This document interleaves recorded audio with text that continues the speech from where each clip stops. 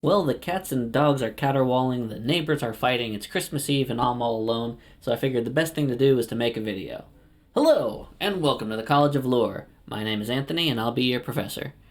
So, in the distant past, a year ago in 2019, Critical Role, nope, not that critical, the other guy with the nice voice and the long hair, made a video to help out Red Nose Day. They filmed a special one-shot with Stephen Colbert. If you don't know, Red Nose Day is this organization here. They've raised $240 million to help end child poverty and hunger, positively impacted 25 million children in America and around the world. Along the way, many people, including my friends, were just confused at the total number of second edition references, of which was the last time Stephen Colbert played Dungeons & Dragons in this 5th edition game that Matthew Mercer ran for him. So it's up to me to break down this hour-long video. Please buckle up, I promise it'll be worth it. Let's take it away. Are we rolling? Are we rolling now? Rolling, right, are we rolling? So that refers to film that used to go into a camera that had to be spun or rolled. I'm not going to be a felon that's falling off of a roof, and no more condescending jokes. Let's get back into it. This is magic right here. Oh, yeah. The magic for me, like the fun for me is re-entering into this after all my teen years, completely obsessed with it, and then I haven't rolled the dice since I was a senior in college, maybe. Wow. So, if Stephen Colbert, let's do some quick math here. The last time he played Dungeons & Dragons was when he was a senior in college. Stephen Colbert, born May 13th, 1964, graduates Northwestern School of Communication in 1986. In 1986, as you can see by this graph here, we have Advanced Dungeons & Dragons, or AD&D, being the most current edition. Sometimes I'll call that 2nd edition, but it's really not 2nd edition because 2nd edition is in 1989 AD&D. So this is Advanced Dungeons & Dragons. So this is the edition that he would be most familiar with and the edition that he'd be playing in college. Back to the video. Oh, yeah, or maybe the first year out of college. Gotcha. Because I lived with a couple of people who played. Right. We played a couple of times, but I'd lost a step. That's okay. You know, because. All right, I'll stop. It's all good. No worries. No, is this okay? Is this guy okay here? So yeah, quick overview. Bard, they're essentially a charismatic spellcaster. Is one of those things where you have to actually go through another whole character class first? Not. Right, okay. So already 2 minutes into the video, we're pausing a lot. In Advanced Dungeons & Dragons, at that time, to be a bard, you first had to spec your way through a fighter, and then you prestiged into bard afterwards. Let me fact check myself. This is crazy. This is actually in 1st edition Dungeons & Dragons, not 2nd edition, and this is in the official rules for 1st edition bard.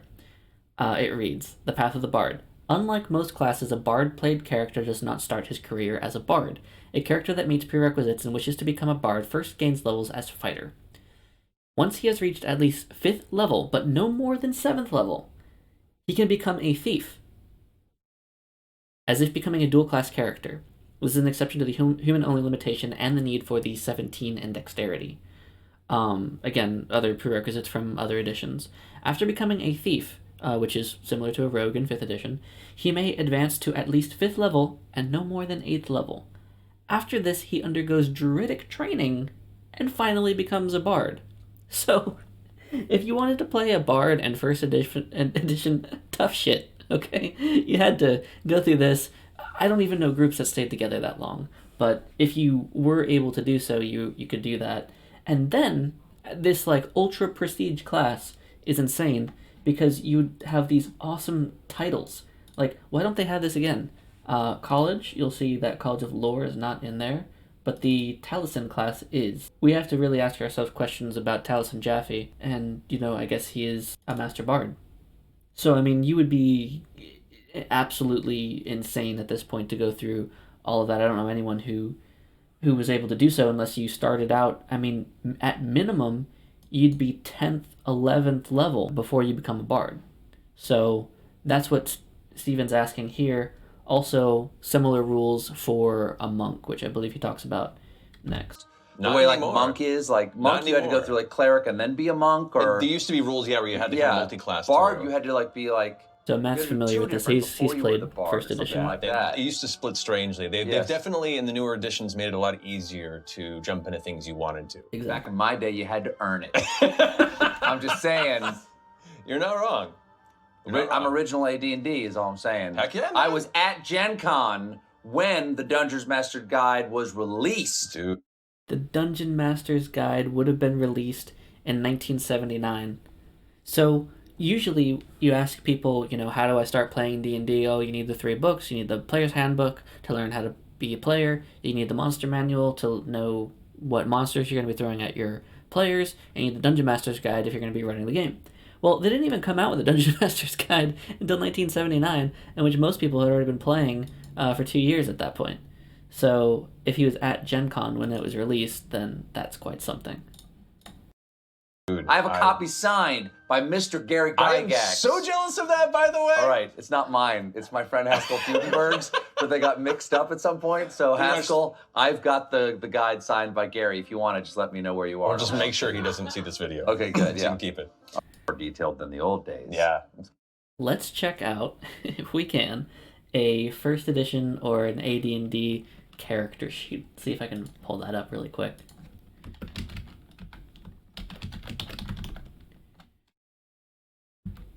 Boom, here we go. Yeah, it's kind of all over the place. This looks like someone designed it. It's not an original one. Oh, wow. We could do a whole episode on this. Let's go back to the video. It's kind of expanded it a bit. Yeah. So if I'm like, you're trying to be quiet, I'll say like, roll a stealth check. You roll that and add your stealth modifier, which is a +3. Gotcha. Then you have your armor class, you have your hit points, you have your initiative. Those are all similar to the old set. Yep, I got that. When did you start playing? I started playing, I was 14. This would have been 96 for me. Okay, yeah. Again, let's go back to that little sheet. I really wish they would have spent like another hour just talking about the history of D&D, because that's the stuff I like, and that's why I'm making this video, to help explain it to you guys. 96. Okay, so in 96, this is AD&D 2nd edition had come out. You've got everything you could ever want at this point. Not like trying to play in 98 and then not having the ability to get the Dungeon Master's Guide or the Monstrous Compendium. Later retitled the Monstrous Manual, and then now Monster Manual from 2000 on. Okay, yeah.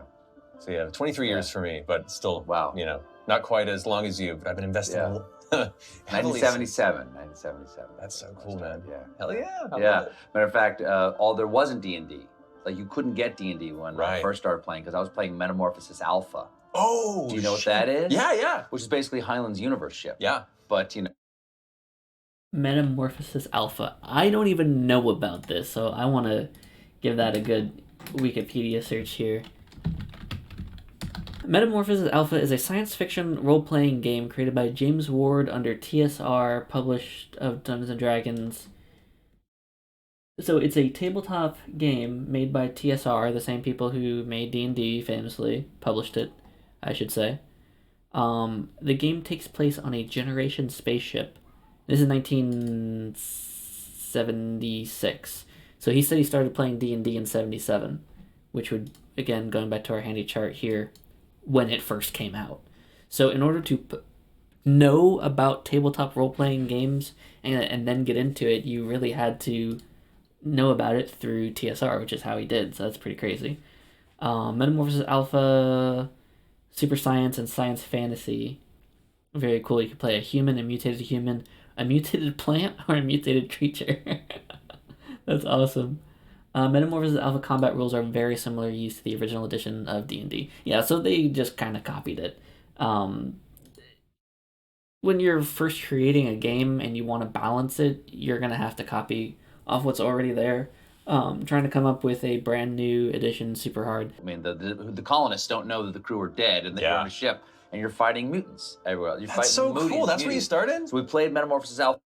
Oh my god, look at just the love and joy and adoration of I'm the same way. I see like the history behind it, and like we are walking where giants have tread, and It's just kind of like, it gets me the same way. So when I see that look, I had the same look when I first saw this video. We're only 4 minutes in. Alpha first, then we heard about this other thing called D&D.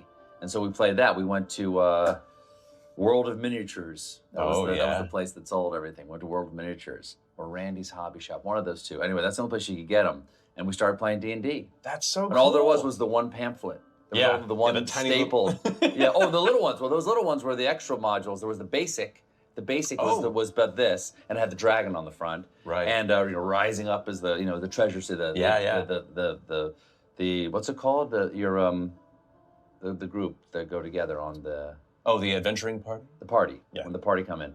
And then after that came the little ones, like Men in Magic. Yeah. Gods, Demigods, and Heroes. Oh, yeah. Yeah, so he's talking about all of this Gods, Demigods, and Heroes, I think is here, the basic set, the all the other, supplementary books that came afterwards. Because they're a publishing company, that keep cranking out books. Yeah. And there was a third one, I guess. Just like Wizards today. Yeah. That was right before they got sued by the Tolkien estate for using hobbits and ents. Oh, that's right. Changed it to Right. And then it halfling. became halflings, exactly. Treants. But they kept orc. They did. Yes. Because technically there are other instances of orc in literature. Sure. Just not in that instance. Exactly, yeah. I think Orkneys. Yeah. Yeah. So yeah, it's Orkneys. I want to look that up. I'm afraid of what I'm going to find. Exactly, yeah. I think Orkneys. Orc, Neas. Of course, Orkneys, the fictional species mentioned in Beowulf. So yeah, it's that was an interesting time. Yeah. In D&D. All right. Yes. Sorry, I'm getting a side. No, it's all good. Except I'm not complaining. Oh yeah. Is it like a familiar? It kind of acts as Can a we communicate with it? You can talk with it, yeah. They can Okay. talk back. You can understand B. Okay, great. So Okay, and he it is totally your friend. You improvised can name that. it. You have a name for your B if you'd like to decide. For sure. Eric. Eric the B. Oh, my name. Ooh, hardest part of any game. Coming up with the name. Capo. Capo it is. Mm-hmm. Proper bard name. Mm-hmm. I love it. If I All right, had so my keep it guitar at around here, bard. I So as a have bard, a you have capo few on it things. right You now. have your longsword with you. If you ever the want thing that holds onto the attack roll. strength. Okay, you just roll Capo. add 4. You can use a bardic inspiration to insult them, resulting in 1d6 and subtracting it from their roll. Yep, so if anyone's Wow. going to attack you, you Wow. can use one of your bardic inspirations to instead insult them and possibly screw up their attack. Wow. Also called throwing shade. Yeah, very much so, yeah. Okay. It's a darkness spell. All right. So each time you want to use... Yeah, just darkness spells are like a dark magic. There's dark magic here. Use that, you can go ahead and mark off one of these little things there for you to keep track of it. Oh, I dig it. And what do we have over here? You have your bard spells. props. There were no cards when last time I yeah. played. It was just you talking and us listening, and then the charts. Yeah. That was it. Yeah. And other guys. Yeah. Okay. And you know what? Back then, not a lot of people played. No. I think they're going to get into something here that's kind of interesting, which will take like me 10 minutes to explain if they're talking about Thaco. Are you saying that's why? I'm saying like the props? it's definitely helped for people Sure. to be onboarded to a game. Sure. Yeah. That was All right. hard to describe. So, Let's do this thing. alrighty. Onward. So, Eric, hands on his shoulder. Love the sound effects. Whips around again. It's your turn. What are you doing? Let's Thunderwave this bad boy. Okay. All right. It goes wave image. You Yes. watch as it leaps in the air. Its jaws open. Its claws extended towards you. Oof, as it blasts outward, you actually shake the flesh off of its bones. It scatters into a large spray of dark ichor and bone and into this little skull of this And that's the moment. Right there. That is the moment when he went from a adult right back to a kid in the blink of an eye, just through some awesome storytelling. And that is why I play D&D, for those moments right there, as a dungeon master, to get that look on my player's face, and as a player, and even sometimes me, I get giddy and excited about the things I'm describing for myself, or when my players pull something way out of left field, or if I'm in a game, even if I'm on Discord and I can't see the other person, and someone's telling a story. I mean, that right there is something special, for sure. I mean, gosh, you can tell he's right back in the seat. I've talked about this on the podcast before, but D&D is like your brain forms core memories when you're role-playing. They're not just experiences that are made up as if you're passively watching a movie or reading a book. because you're actively engaged in it, like a video game, but using your mind's eye to create something, and then when you go back to remember what you've already thought about, that's the type of reaction you get, and that is beautiful. That's why I really wanted to make this video, because seeing both of them go back and forth with their equal looks of admiration for each other and the game and the story, it all just knits together so perfectly. Anyway, Panther kind of scraped to the ground and rolled to the base of your foot, kind of destroyed. I haven't heard the word ichor in almost 30 years. Maybe it was Ichor that did it. Okay. Small entryway, a cavern that dives deeper into the subterranean regions beneath the plum grounds. Is there a door or just an opening? It's an opening, but it looks like it was carved to be almost like a door. All right. It says speak friend do we still and have enter. listening?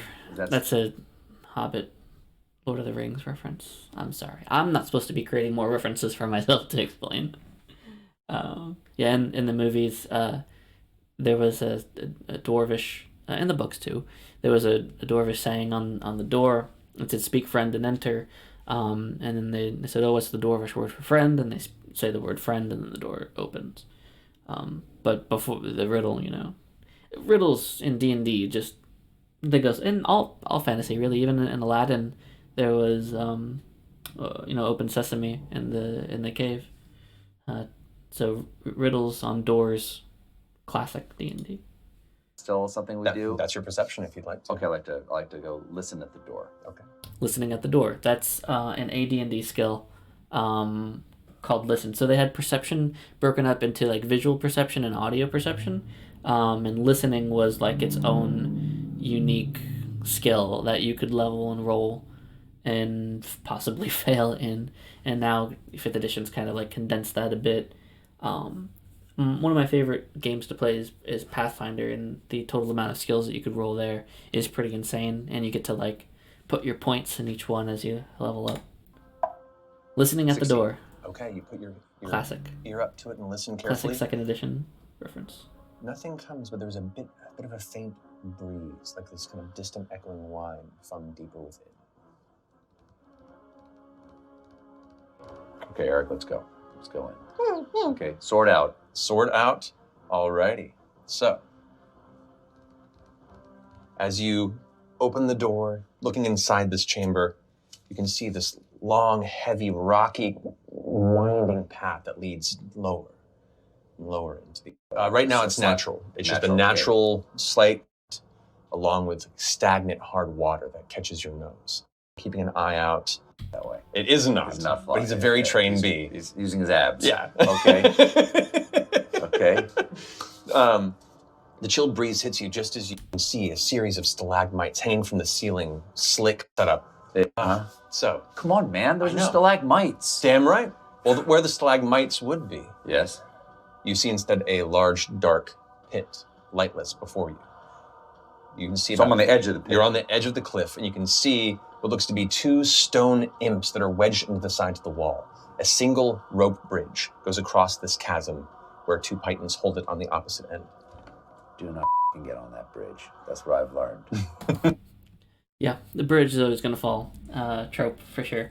But pythons, interestingly enough, I didn't know until I started getting into rock climbing, are just, things that you hammer into the side of a rock face that support the bridge, or rock climbing gear, or anything that needs to get up a cliff. Do I have any other? What other like? Let's see. Guess What do I got here? I got nothing. Eric, go fly to see how. Can I see how long this bridge is, or does it go off in the dark? You can see the bridge goes for about 60 or so feet. Because you are a half elf, you do have the ability to see through infravision, as you would recall. Infravision is a spell debuted in Men in Magic for the magic user. A 3rd level, 1 day duration. That is an insane duration, but it allows the user to see in infrared light waves, allowing them to see in the dark, 40 to 60 feet. So that came out in Men and Magic, which would be here. Men in Magic. So this is, first first edition D&D Men and Magic right there. Very cool. That Matt remembered a spell from 1977. It probably continued on in later editions. 60 feet. Still on this bridge. Yes. I assume there are posts on this side of the bridge. There are, yes. Okay. I tie the rope to these posts. Okay. Tie another length of the rope around my waist. Okay. Or make a harness, you know. Yeah, exactly. Whatever. I know how to harness myself. I'm a damn half. Okay. And then in either 2nd edition or 3rd edition, there's a skill called, I believe, just rope, or like tie knots and weave rope or something like that. Let me look it up again because so many references. Yeah, I knew it.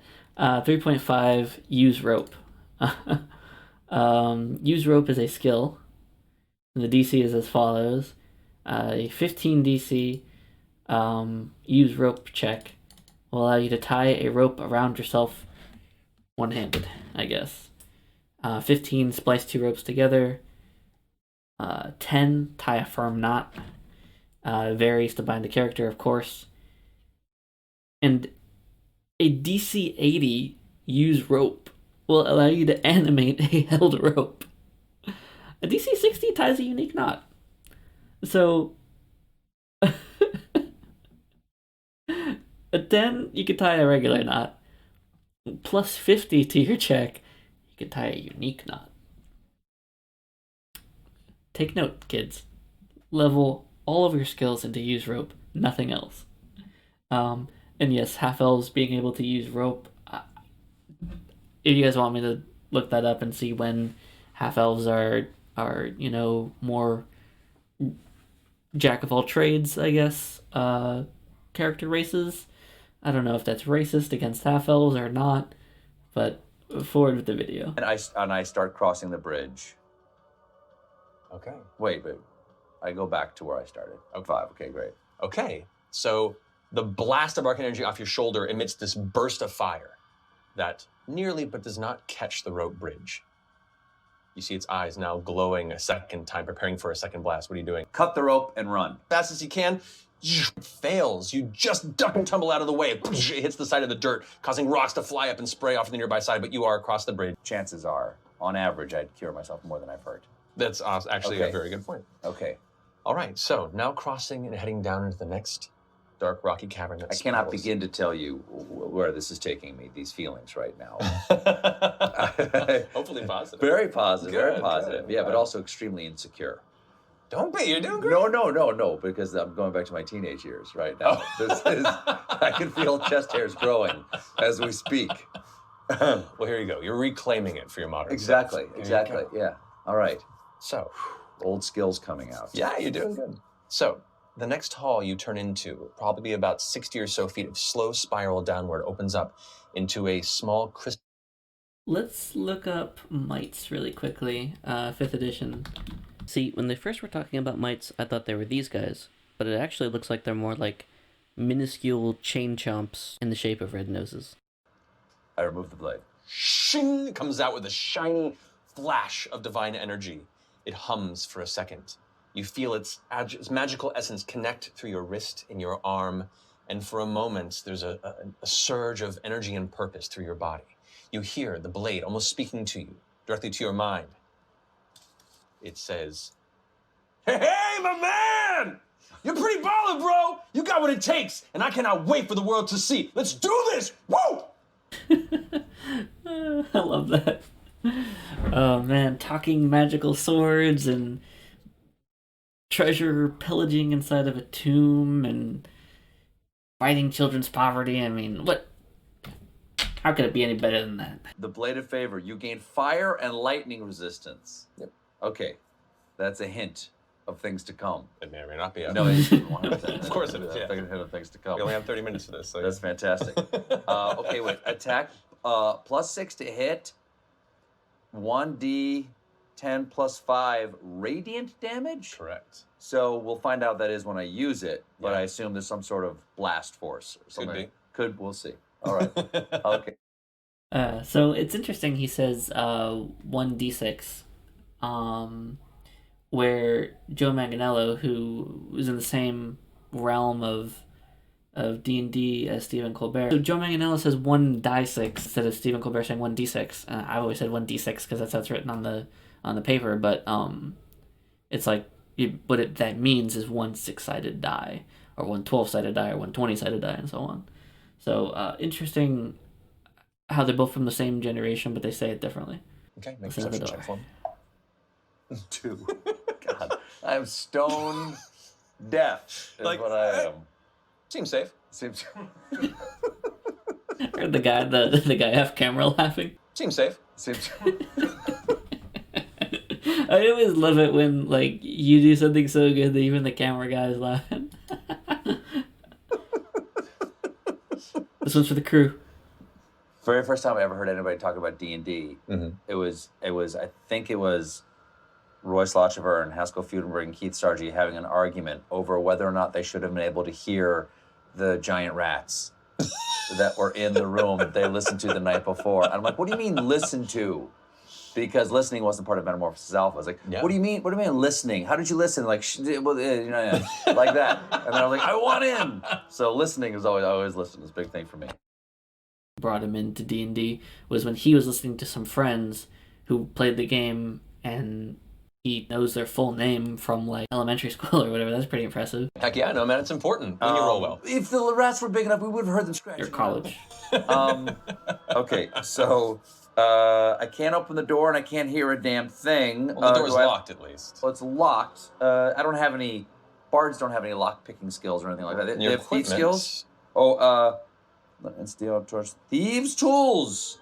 Bards have thief powers? Anybody can have thieves' tools. Just thieves or rogues are really, really good at it. Okay, good. So let's try to pick the locks. Okay, roll a d20 and add your dexterity modifier. 14 plus dexterity of 15. Oddly 16. enough, first edition bards had to become thieves first. Well, second after being a fighter. So, as a bard, you would have thief powers in OD&D or first edition D&D. First original D&D, whatever. I'll get through it. The creature turns and reveals its ghastly decomposing head. A thin, pale face, a torn skin, sickly yellow eyes, the pupils clouded over and invisible amongst the rest of this disgusting look. I wonder when the first lich popped into existence in D&D. Lich. Oh, well, first edition monster manual. I guess 1975 is the first appearance. So pretty there, yeah. Yeah. The term derives from lich, an archaic term for corpse. Huh. Well, the more you know, I guess.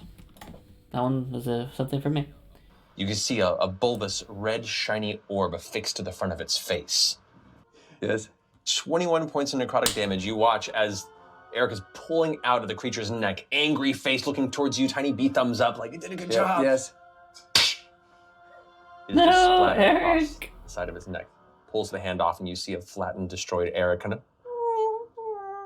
to the ground. That's genuine sadness right there. He has known this bee not for 46 minutes. And the death of an animal companion in D&D, like, as soon as you find yourself invested into the game, you're invested all the way. This is genuine emotion here, and the ability to bring out those genuine emotions is like nothing else I've ever experienced before. I get very emotional just talking about D&D. It's your turn.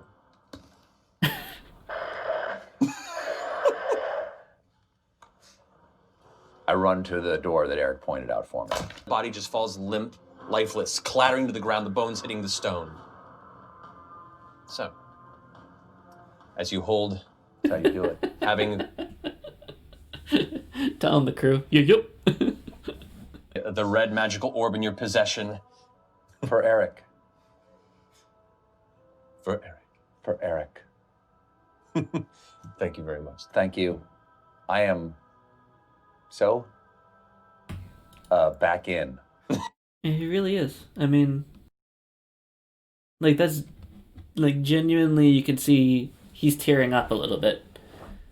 I mean, not only because of the story, but because of the organization and everything that they're doing here.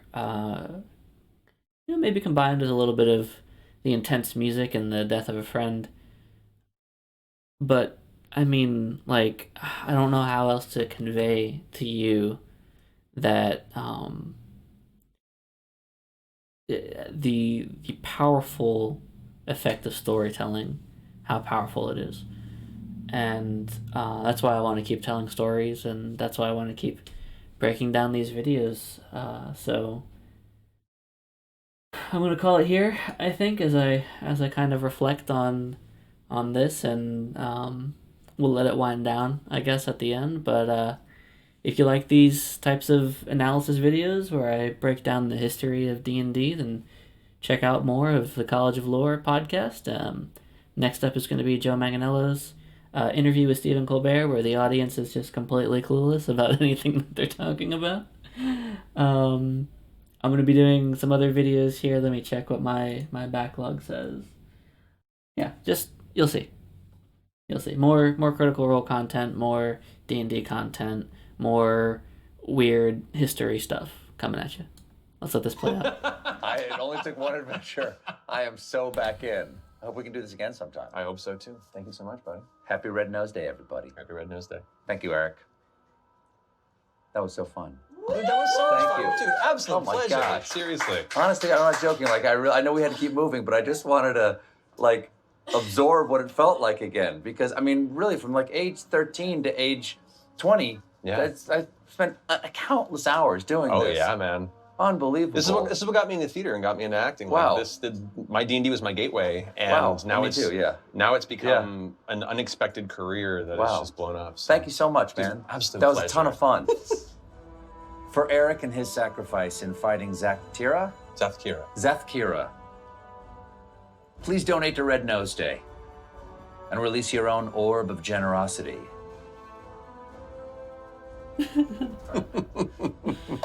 Oh, jeez.